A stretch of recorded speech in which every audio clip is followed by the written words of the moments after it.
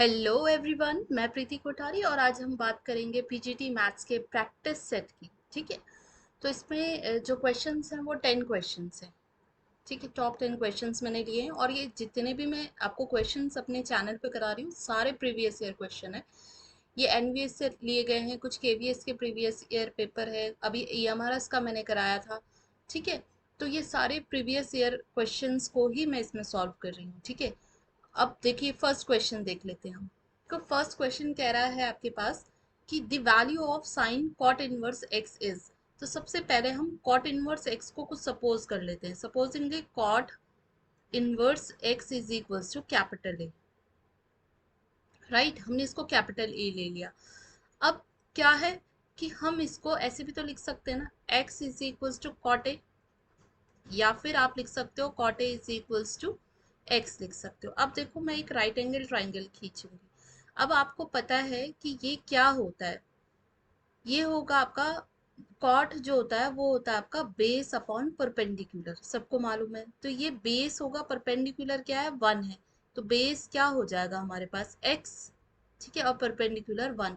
तो सबको पता है कि पाइथागोरस थ्योरम से ये एक्स स्क्वायर प्लस 1 हो जाएगा। ठीक है, इसी से अगर मैं साइन ए की वैल्यू निकालना चाहूँ, इसका मतलब है कि ये एंगल जो है वो ए एंगल है। ठीक है, अब साइन ए निकालना चाहूँ मैं, तो साइन ए क्या होगा, परपेंडिकुलर अपॉन में हाइपोटेनस। तो क्या होगा, देखो परपेंडिकुलर कितना है 1, हाइपोटेनस कितना है रूट का एक्स स्क्वायर प्लस 1। राइट, तो यहाँ से a की वैल्यू कितनी आएगी, तो देखो a इज इक्वल्स टू कितना आएगा, a आएगा हमारा कितना, sine inverse 1 upon root x square plus 1 आएगा। ठीक है, इसमें काफी सारे ऑप्शन थे, मैंने चारों ऑप्शन नहीं लिखे, डायरेक्टली मैं क्वेश्चंस को मैंने लिखा है, उसके बाद सॉल्यूशन आपको बता रही। ठीक है, अब जो a है ना, a, इस ए क्या था हमारे पास, ए ही तो हमारे पास कॉट इनवर्स एक्स था। इसका मतलब कॉट इनवर्स एक्स हमारा कितना आया, साइन इनवर्स 1 अपॉन में रूट एक्स स्क्वायर प्लस 1। अब देखो जैसे मैंने कॉट ए निकाला था, उसके बाद में कॉस और सारे जो से 5 और रेस्ट हमारे ट्रिग्नोमेट्रिक फंक्शन थे, मैं कुछ भी उसकी वैल्यू निकाल सकती थी बाय दिस ट्रायंगल। लेकिन जो मुझे ज़रूरत है मैंने वही निकाला, क्योंकि हमें पता है ये साइन साइन इनवर्स से ही कैंसिल होगा। ठीक है, तो मैंने वो निकाल दिया। अब आप कॉट इनवर्स एक्स की जगह ये वैल्यू पुट कर दो। तो देखो जब हम इसकी जगह ये वैल्यू पुट करेंगे ना, तब आप देखोगे कि ये कितना हो रहा है, जो साइन कॉट इनवर्स एक्स है उसकी जगह हम लिख सकते हैं साइन साइन इनवर्स 1 अपॉन में रूट एक्स स्क्वायर प्लस 1। अब आपको पता है ये हम वैसे कैंसिल नहीं करते, कहते हैं इनका एंगल जो है वो इक्वल्स टू 1 अपॉन में क्या आ जाता है, रूट का एक्स स्क्वायर प्लस 1। लेकिन जब हम एमसीक्यूज कर रहे हो वहाँ पे, तो क्योंकि हम डिटेल से लिखते नहीं, आप वहाँ पे कैंसिल कर लो। ठीक है, और डायरेक्टली आंसर लिख लो।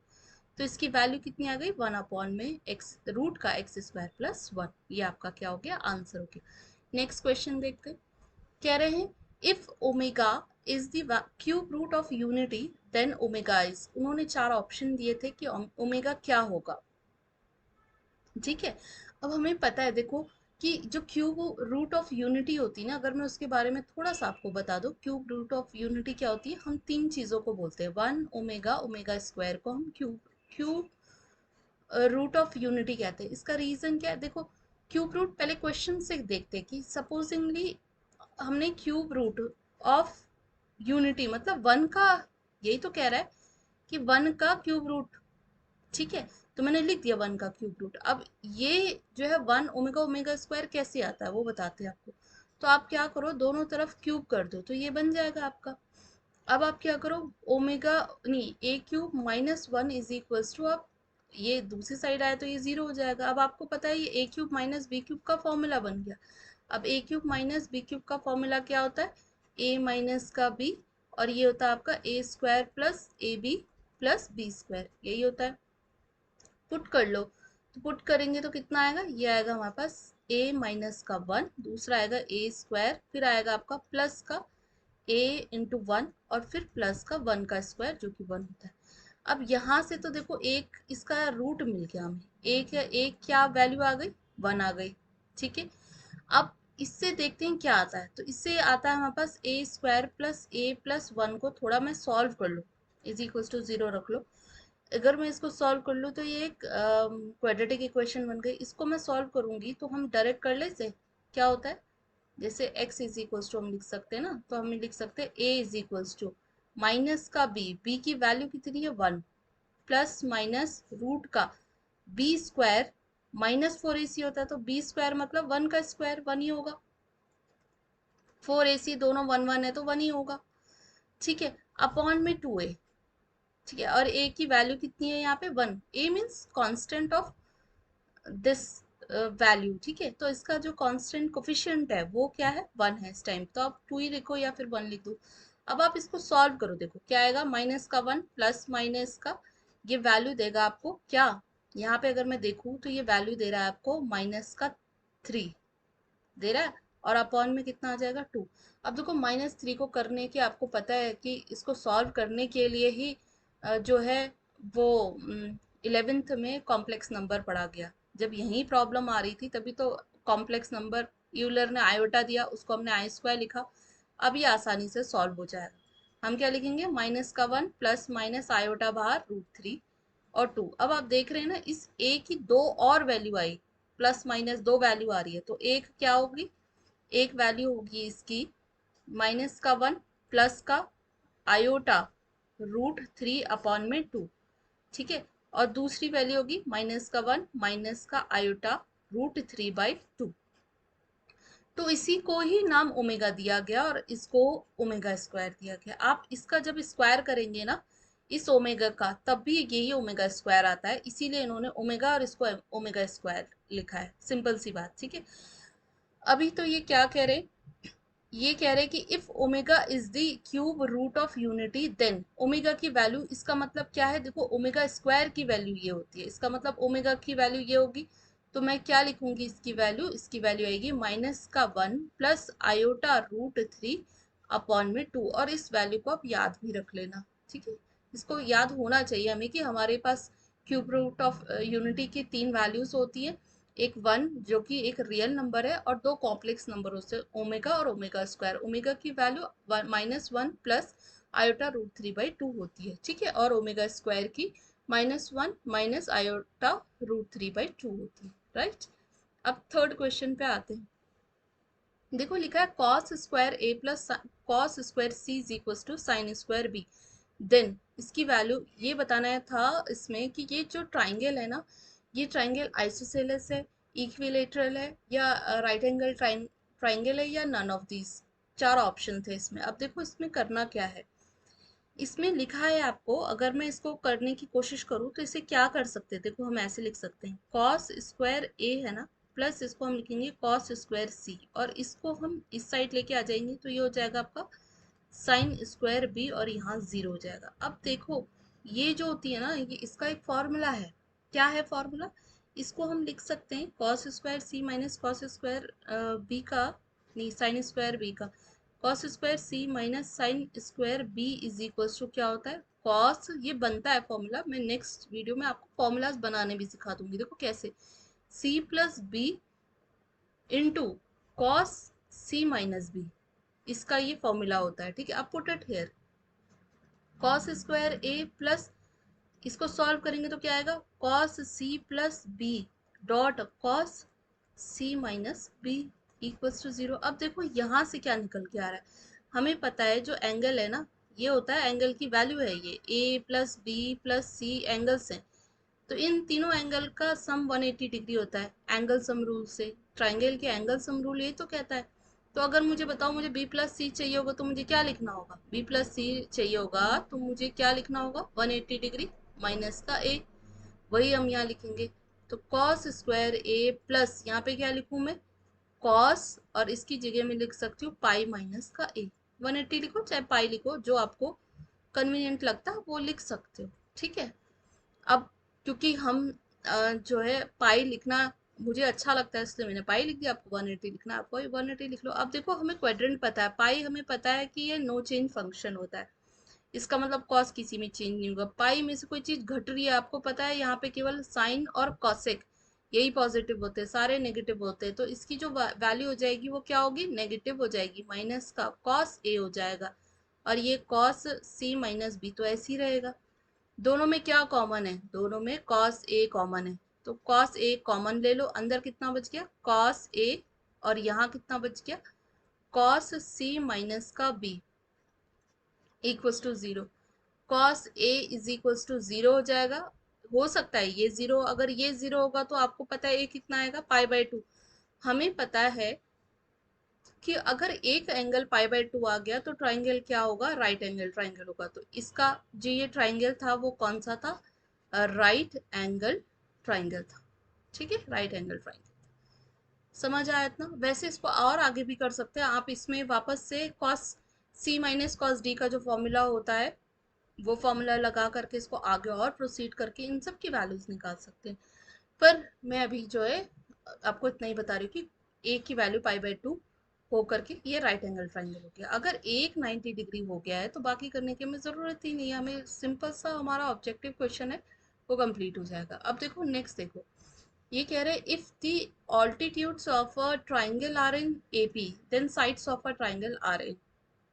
सबसे पहले तो हम ऑल्टीट्यूड बना देते किसी भी ट्राइंगल। सपोजिंगली मैंने क्या किया, रफ एक डायग्राम बना दिया और सब में ना ऑल्टीट्यूड मतलब होता है हाइट, हाइट हमेशा परपेंडिकुलर होता है, तो सब में मैंने एक परपेंडिकुलर ड्रॉ कर दिया। ठीक है, सारी साइड्स पे एक परपेंडिकुलर मैंने ड्रॉ कर दिया।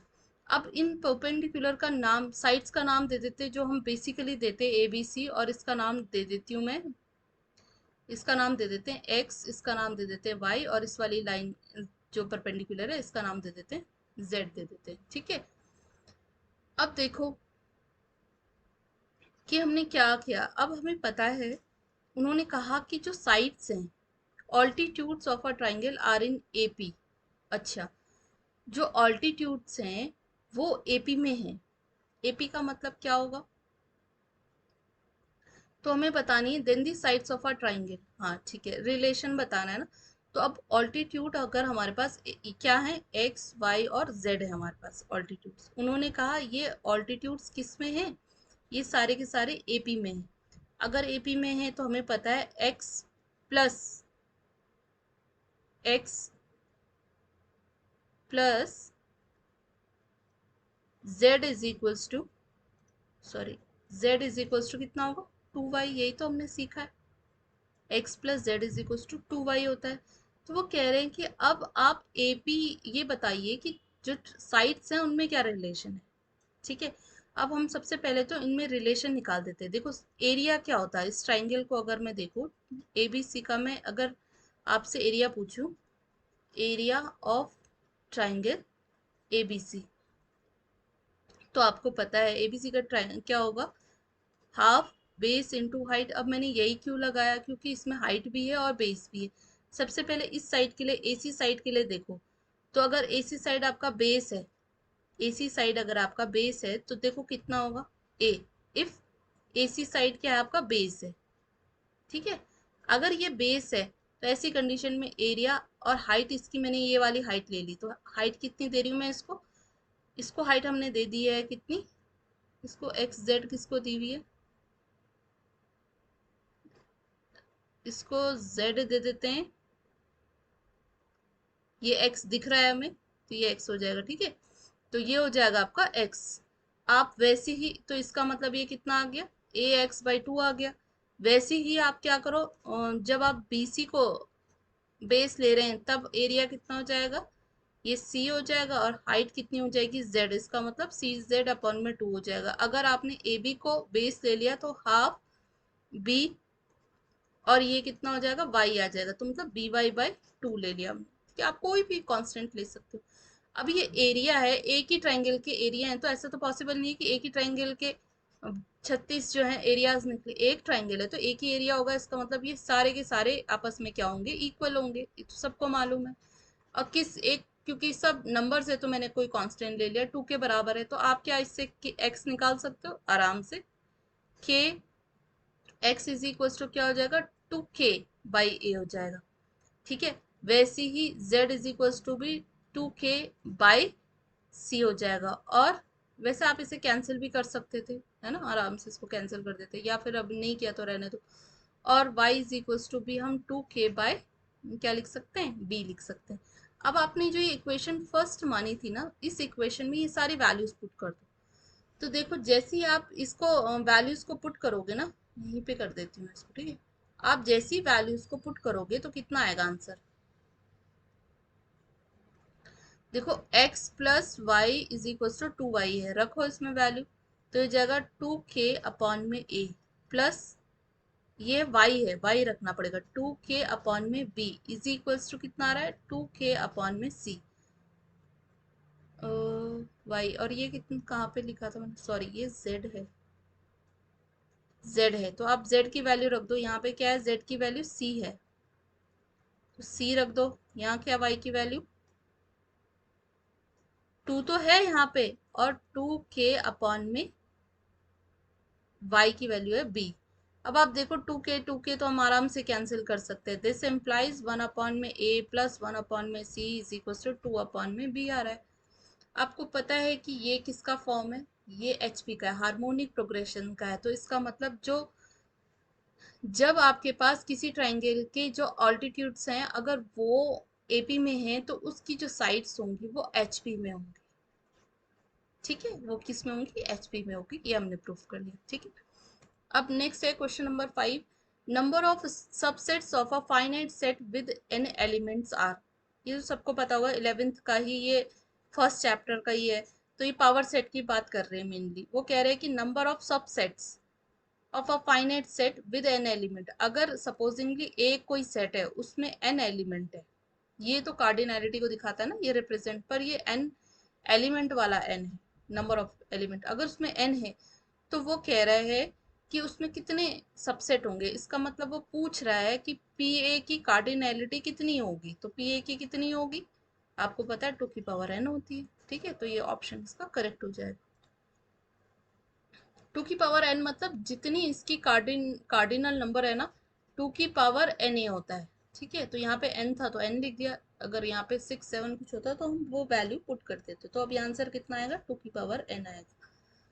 अब देखो एक क्वेश्चन ये है, आप देख रहे होंगे, देखो कुछ एक आधा क्वेश्चन, जैसे अभी 5th क्वेश्चन था वो तो बिल्कुल ही क्लास 11th का उन्होंने बुक से ही उठा के दिया था, लेकिन सारे क्वेश्चंस ऐसे नहीं है। जबकि बेसिक है, 11 12th ही है, लेकिन जब तक क्वेश्चन का टाइप नहीं देखोगे आप, वहां पे एकदम से नहीं ध्यान आता कि हम इसमें क्या लॉजिक लगाएं। जैसे अभी लास्ट वाले एपी में हमने उसका क्या लगाया, मीन का फॉर्मूला लगाया है ना। एपी मतलब एएम का फॉर्मूला ही तो लगाया मैंने उसमें। अर्थमेटिक अगर एपी, अगर कोई सीरीज एपी है, ठीक है, अगर कोई सीक्वेंस एपी है तो उस सीक्वेंस का अर्थमेटिक मीन ही तो क्या होता है?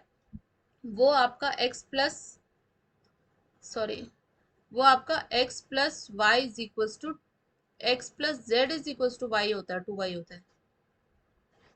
ये तो था अगर एक्स वाई जेड इसके तीन क्या है, मेंबर्स एलिमेंट्स हैं अगर इस सीक्वेंस के, तो x plus z is equals to 2y होता है। ये क्या है? इसका अर्थमेटिक मीन है।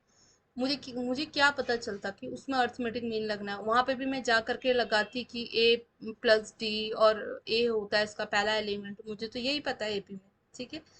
तो ये क्वेश्चंस को जब आप करोगे तब आपको पता चलेगा कि कहाँ पे आपको जो है कौन सा मेथड उस समय अप्लाई करना है, क्योंकि वहां पे ऐसा टाइम नहीं होता कि आप सारे ट्राई करें, राइट। अब जैसे ये कह रहा है इफ log 2 कॉमा log 2 की power n minus one log 2 की power n plus three are in A P then n is equal to, यहाँ से n निकालना है। और उसने कह दिया है कि ये जो टर्म है ना एपी के, ये एपी के टर्म्स हैं, log 2 की पावर n माइनस वन और log 2 की पावर n प्लस थ्री, ये दिया हुआ है। तो इसका मतलब हमें क्या ये कह रहे हैं, हमें पता है ये a1 है, ये a2 है और ये a3 है। तो हमें क्या मालूम है, a2 माइनस a1 बराबर होगा किसके, a3 माइनस a2 के, ठीक है। अब आप सॉल्व करो तो ये जाएगा log 2 की power n minus one minus का log 2 is equals to log 2 की पावर n प्लस थ्री और माइनस का log 2 की पावर n माइनस वन। वैसे आप इसको अर्थमेटिक मीन वाले से भी करेंगे तो सेम ही आता है, एंड में सेम आ जाएगा, ठीक है। लॉग, इसको क्या लिखूं मैं, 2 की power n minus one upon में 2। ये लॉग का एक रूल होता है कि अगर माइनस होगा तो डिनोमिनेटर में चला जाएगा, है ना, दूसरा मेंबर। तो 2 की power n plus three by two की power N minus one. Maths में कहते हैं ऐसे काटना गलत होता है, इसलिए मैं काट नहीं रही हूँ, क्योंकि एक फंक्शन है। क्योंकि जैसे लॉग है ना, लॉग को हम ऐसे खाली नहीं लिख सकते, साइन है तो साइन को हम ऐसे खाली नहीं लिख सकते, तो हम इसे खाली काट भी नहीं सकते। तो जैसे अगर कहीं पे लिखा हो sine x is equals to 1/2 लिखा हो, तो हम डायरेक्टली यहाँ पे क्या लिखते हैं, हम लिखते हैं sine x is equals to sine pi. 30 की वैल्यू होती है, तो ये दोनों इक्वेट होकर के पाई/6 आता है। इस समय x इक्वल होता है पाई/6 के, ऐसा कोई कटता नहीं है ये। ठीक है, वो तो हम अपने समझने के लिए काट देते हैं। ठीक है, ये अपने डोमेन के बिना फंक्शन अधूरा होता है, होता ही नहीं है ये फंक्शन। साइन अपने आप में ओनली सिंबल है, कुछ नहीं है बाकी। ठीक है, तो वैसे हम इसको, अगर मैं आपको तरीके से बताऊं तो ये टू की power N minus one upon two होगा, और ये होगा टू की power n plus three by two की पावर एन माइनस वन होगा। ठीक है, अब आप क्या करो, इसको क्रॉस मल्टीप्लाई कर दो, तो आप देखोगे टू की पावर एन माइनस वन इसका होल स्क्वायर आएगा, और ये आ जाएगा आपका ट्वाइस ऑफ टू की पावर एन प्लस थ्री, ये भी आ जाएगा। देखो, अब मैंने तो इसको इतना बड़ा सॉल्व किया, अगर आप इसमें बिना टाइम लगाए करना चाहते तो आप इसे ऐसे भी कर सकते थे कि a1 प्लस a3। ठीक है, a1 प्लस a3 is equals to two into, और ये आ जाता आपका कितना, a2। ठीक है, आप उस हिसाब से भी इसको कर सकते थे, वो सॉल्व करके पूरा का पूरा, देखो क्या आता है। तो अब हम इसको कर लेते हैं अभी, कि जो हमने निकाली है वैल्यू उसको सॉल्व कर लेते हैं पहले। तो अब ये क्या, ये वैल्यू आ गई आपकी। अब आप इसको थोड़ा सॉल्व करो, तो ये कितना रहा है, इसका टॉइस है ये। ठीक है, हमने दोनों तरफ मल्टीप्लाई कर दी। अब इसे सॉल्व करेंगे तो कितना आएगा, टू की पावर एन इसका स्क्वायर, ये प्लस का वन, और माइनस का टू इंटू टू की पावर एन, यही होगा। फिर आएगा टू इंटू टू की पावर एन प्लस सिक्स। अब क्या होगा, ये सब कंफ्यूजिंग लग रहा है, तो मैं टू की पावर एन को थोड़ी देर के लिए एक्स ले लेती हूँ। तो ये हो जाएगा एक्स का square plus one minus two X, right, is equals to, ये हो जाएगा मेरे पास two into X plus six हो गया। अब थोड़ा सॉल्व करके देखते हैं, एक्स स्क्वायर, ये सिक्स इधर लेके आओ तो माइनस का फाइव हो जाएगा। ठीक हो गया, ये टू को इस साइड लेके आए तो माइनस का फोर एक्स हो जाएगा। अब मुझे क्वाड्रेटिक दिख रही है, तो क्वाड्रेटिक दिख रही है तो मैं इसे क्या लिखूं, एक्स स्क्वायर माइनस का फोर एक्स माइनस का five is equal to zero. इसको सॉल्व कर लेते हैं, तो एक्स स्क्वायर माइनस का फाइव एक्स प्लस का एक्स माइनस का फाइव equal to zero. X minus का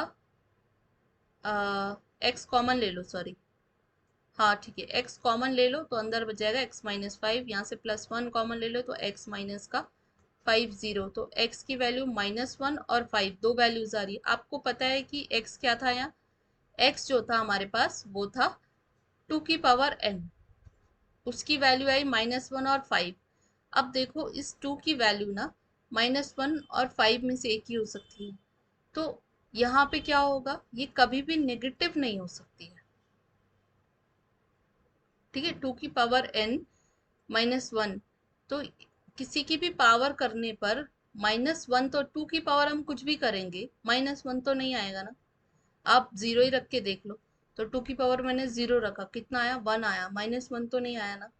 तो इसका मतलब माइनस वन तो हो ही नहीं सकता, इसका मतलब क्या होगा, टू की power n is equal to five हो जाएगा। ठीक है, और अगर मैं इसको लॉग के टर्म्स में लिखना चाहूँ, एन क्योंकि निकालना पड़ेगा, तो एन क्या होगा, लॉग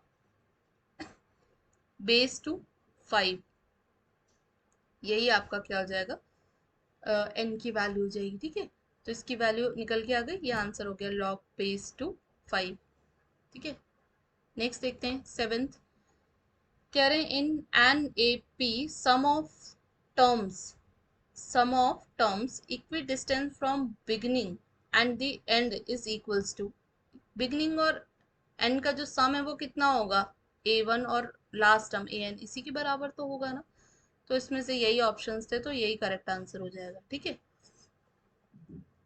अब देखते हैं next. let r is equals to x comma y such that x plus 2y is equals to 8 be a relation on n then the domain of r। अब देखो डोमेन का मतलब क्या कह रहा है, ये देखते हैं हम। इसमें एक यहाँ बनाते रहेंगे डोमेन अपना, और यहाँ वैल्यू, और यहाँ पे हमें क्या लेके आना है, ऐड करके 8 लेके आना है। ठीक है, x plus 2y is equal to 8 लेके आना है, वही तो फिल कर सकते हैं हम। अब देखो यहाँ रखना शुरू करते हैं।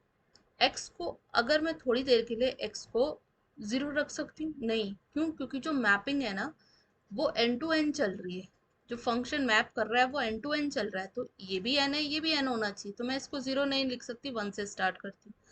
अगर x मेरा 1 है तो आप बताओ मुझे कि y कितना आएगा।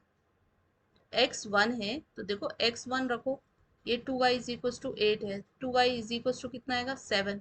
मैं करने की जरूरत ही नहीं है, y बाई ये 7/2 आएगा, ये इस वाले में आ ही नहीं सकता, x 1 रखने पर 7/2 आएगा ही नहीं, क्योंकि यहाँ पे 1 2 3 4 ही है, यहाँ पे भी 1 2 3 4 5 6 ऐसी ही है, इसका मतलब 1 कैंसिल हो गया है। ठीक है, अब इसी की जगह में x इज इक्वल टू 2 रखती हूँ, इसी में कर लेंगे।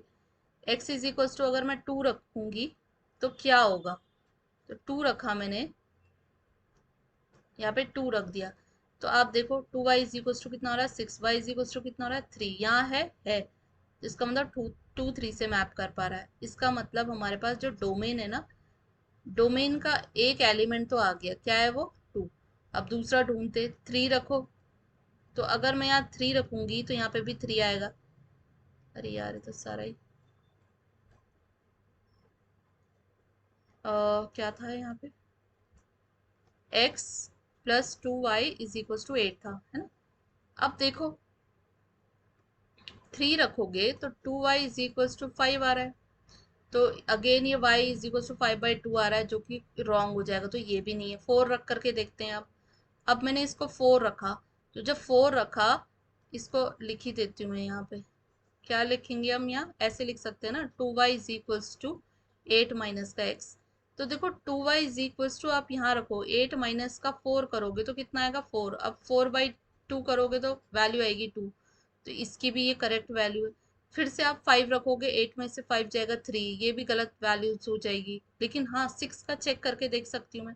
अगर मैं 6 रखूंगी इसमें, ठीक है, x की जगह मैंने 6 रखा, तो यहाँ 2 आ जाएगा, 2 और 2 1 हो जाएगा, तो इसका मतलब इसकी वैल्यू क्या आ सकती है, एक एक अभी तो हमने क्या रखा है 6, 4 रखा था तो 4 से भी आंसर आ रहा था, अब दूसरा 6 रखा तो 2 आ रहा है, तो 2/2 भी 1 होता है, ये भी ठीक है। अच्छा 7 रखे नहीं होगा, 8 रखे तो 0 हो जाएगा, वो भी नहीं होगा, इसका मतलब इसका जो डोमेन है बस इतना ही हो सकता है, इसका डोमेन कितना 2 4 6, यही करेक्ट आंसर होगा। ठीक है, अब नेक्स्ट देखो, ये कह रहे if x square minus 3 modulus of x plus 2 is less than 0, तो एक्स बिलोंग्स टू, एक्स कहाँ बिलोंग करेगा, एक ये क्लास 11th के चैप्टर से इनइक्वालिटी से दिया गया है, लेकिन इतना आसान नहीं है। आपको क्या करना पड़ेगा, मॉड्यूलस ऑफ एक्स को देखना पड़ेगा इसमें। तो सबसे पहले आपको मॉड फंक्शन पता होना चाहिए कि mod function plus x minus x देखता है। प्लस एक्स कब देगा, जब x is greater equals to 0 हो और x is less than equals, sorry less than 0। ठीक है, तो सबसे पहले हम किसके लिए करें, जब x x आपके पास, ये होल फंक्शन तो क्या है, होल फंक्शन तो लेस देन 0 है। ठीक है, ये पूरा फंक्शन की वैल्यू वो कह रहा है कि लेस देन 0 है, हम इसको आखिरी में रखेंगे, पहले हम अपनी वैल्यूज निकाल देते हैं, लास्ट में इस फंक्शन को देखेंगे। अभी सिर्फ हमारे पास फंक्शन है f x is equal to x square minus 3 modulus of x plus 2 है, इसको ध्यान रख रहे हैं। तो if x is greater equals to 0, तो आपको पता है एक्स की जगह मुझे क्या लेना होगा, पॉजिटिव का एक्स, तो अब अपने क्वेश्चन में रखें, तो अब हम लिखेंगे एक्स स्क्वायर माइनस का 3, अब हमारा आ गया, देखो क्वेश्चन से हमारा आ गया कि अब हमें से सिर्फ पॉजिटिव एक्स रखना है, प्लस 2 लेस देन 0। अब आप इसे सॉल्व करो, x square minus 2x minus का, सॉरी एक्स प्लस का 2 लेस देन 0, तो एक्स कॉमन लिया, एक्स माइनस का 2, ठीक है, और माइनस का 1 कॉमन लिया, again x minus 2 less than 0, तो ये कितना होगा एक्स माइनस 1 और एक्स माइनस 2 लेस देन 0। ठीक हो गया, तो इसमें आपके पास दो वैल्यूज आ जाएंगी 1 और 2 की। चलो एक तो ये हो गया आपका, दूसरा देखते हैं हम इसी में ही, जब आपके पास if x is less than 0, तो आपको पता है ये एक्स नेगेटिव हो जाएगा, इसका मतलब कितना होगा, नेगेटिव और नेगेटिव ये पॉजिटिव हो गया लेस देन 0। अब क्या होगा, इसको सॉल्व करेंगे अब हम। तो आपको पता है कैसे सॉल्व कर सकते हैं, x square plus 2x plus x plus का 2 लेस देन 0। तो x जो होगा वो कितना होगा, x प्लस 2 होगा, और प्लस का 1 होगा तो x प्लस 2 होगा। ठीक है, लेस देन 0 तो कितना आ रहा है, x प्लस 1 आ रहा है और x प्लस 2 आ रहा है, लेस देन 0 आ रहा है। इतना हो गया। अब हम ये देखेंगे कि हमारे पास उसने बोला क्या था, हमारे पास उन्होंने x की रेंज पूछ रखी है कि x की आखिर रेंज क्या होगी। तो देखो x की रेंज कितनी होगी, हम इन दोनों से निकालेंगे। तो x बिलोंग करेगा किस किस में, एक तो इसके डोमेन में बिलोंग करेगा, इसका मतलब जो x बिलोंग करेगा वो इन दोनों डोमेन में बिलोंग करेगा। ठीक है, x बिलोंग करेगा हमारे पास किस में, यहाँ से हम देखें, सॉरी यहाँ से देखिए, पहले यहाँ से देखना पड़ेगा। तो x बिलोंग करेगा किस किस में, -2 से -1 में, और यूनियन होगा किसका, 1 और 2 का। ठीक है, इसी से इंटरवल में वो बिलोंग करेगा। राइट, अब नेक्स्ट क्वेश्चन देखते हैं। अब बात करते हैं हम आखिरी क्वेश्चन की, क्वेश्चन नंबर 10 की, कि दी largest interval for this statement. अब देखो इसमें करना क्या है कि आपको ये बताना है कि x, ये यहाँ पे x क्या है, अगेन x डोमेन ही तो होगा, पूरा फंक्शन है ये, एफ एक्स कोई फंक्शन है। ठीक है, तो वो कह रहा है लार्जेस्ट इंटरवल निकालना है, तो किसका निकालना है, एक्स ही तो पूछ रहा है कि ये डोमेन आप क्या क्या रख सकते हो जिसके लिए ये स्टेटमेंट ट्रू हो। रख लो आप सारी वैल्यूज। एक्स जो है आप लेस देन 0 रखो, कुछ भी एक वैल्यू रख दो। तो मैंने -1 रख दिया, मैंने क्या रखा, x is equal to -1 put किया, करो -1 पुट। तो आपको पता चलेगा ये +1 आएगा, ये कितना पता चलेगा, +1 आएगा। क्यों, माइनस का 1 यहाँ से एक माइनस है, +1 आ गया, ये तो +1 ही आएगा। ये कितना आएगा, -1 और ये +1 होगा। देखो ये कितना आएगा, -1 होगा क्या, नहीं ना, वो -1 रख रहे हैं तो ये भी कितना हो जाएगा, +1। ये सब पॉजिटिव क्वांटिटीज हैं, तो ये डेफिनेटली क्या होंगी, ग्रेटर देन 0 ही तो होंगी ना। इसका मतलब ये नेगेटिव, अब सिर्फ एक ही नंबर के लिए नहीं, आप -2 को चेक कर लो, -3 को चेक कर लो, -2.3 को चेक कर लो, किसी भी नंबर को चेक कर लो, वो 0 से बड़ा ही आएगा। तो इसने सारे नेगेटिव नंबर्स के लिए ये प्रूव कर दिया। ठीक है, वैसे तो हम इसे, क्योंकि हम यहाँ एग्जाम में ऑब्जेक्टिव कर रहे हैं, अदरवाइज आप क्या करो, इसको आपको बहुत ही बारीकी से सॉल्व करना पड़ेगा। एक्स की पावर 9 को कॉमन लेकर के, इसमें से एक्स को कॉमन लेकर के, अगेन उसको सॉल्व कर करके फिर हम इसको मैथमेटिकली प्रूव करेंगे। ठीक है, लेकिन यहाँ पे आप डायरेक्ट वैल्यू पुट करो एक्स, फिर आप क्या करो, इसमें ग्रेटर देन 0 पुट करो। तो ग्रेटर देन 0 रखोगे तो मैं क्या रखूँ, +1 रख दो, तो 1 आएगा, माइनस का 1 आएगा, प्लस का यहाँ पे कितना आएगा, 1 आएगा, यहाँ पे कितना आएगा। देखो ये सब खत्म भी हो जाए ना, फिर भी सबसे छोटी वैल्यू रख लूँ मैं, तब भी ये कितना आएगा, एक तो बचेगा ही। तो वो कितना आ रहा है आपका, 1 आ रहा है।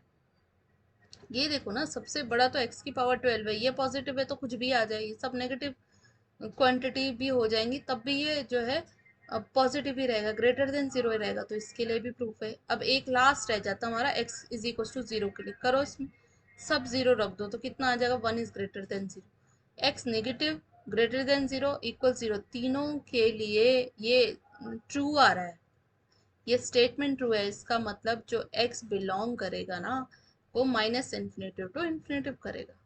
राइट, तो इसका ये आंसर करेक्ट हो जाएगा। वीडियो पसंद आए तो लाइक सब्सक्राइब ज़रूर करें। Thank you so much.